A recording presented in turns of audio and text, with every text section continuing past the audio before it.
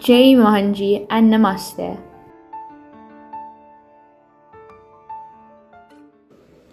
The king then asks Lord Dattatreya, "Who is your fourth guru?" The wind is my fourth guru. The wind moves unceasingly, touching flowers and thorns alike, but it never attaches itself to the objects it touches. Like the wind, I learned not to prefer flowers over thorns or friends over foes.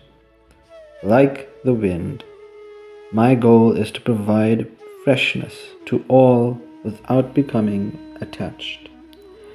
Lord Dattatreya observed that the air, being pure and odorless in its characteristics, moves freely among all objects and yet remains unaffected.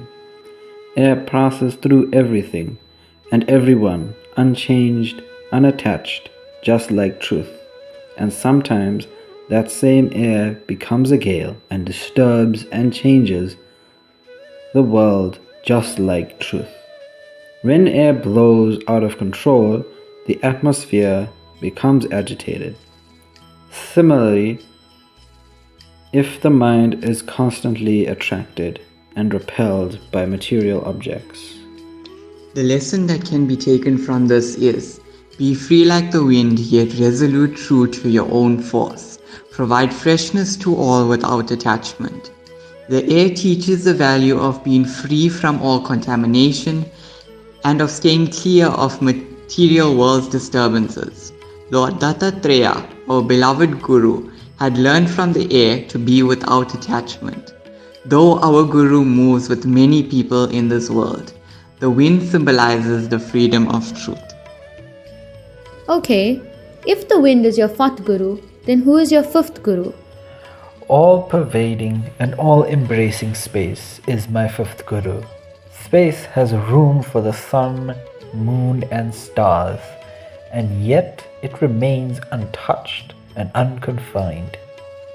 I too must have room for all the diversities of existence and still remain unaffected by what I contain.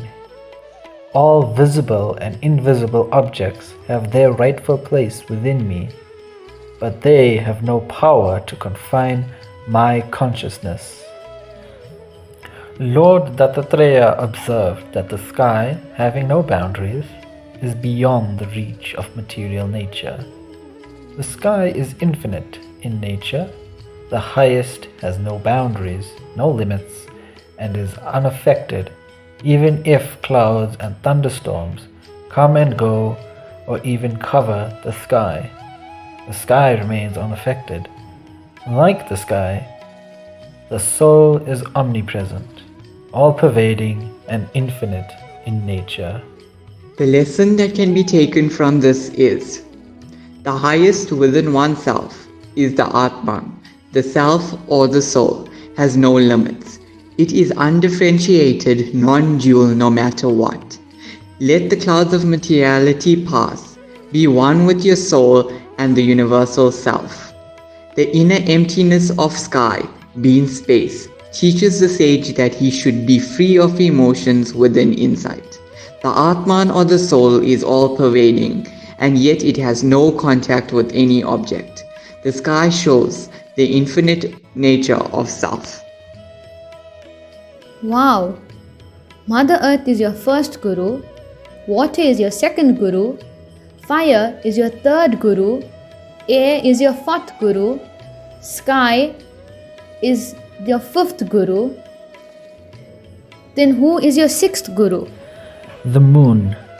The moon waxes and wanes, and yet it never loses its essence, totality, or shape.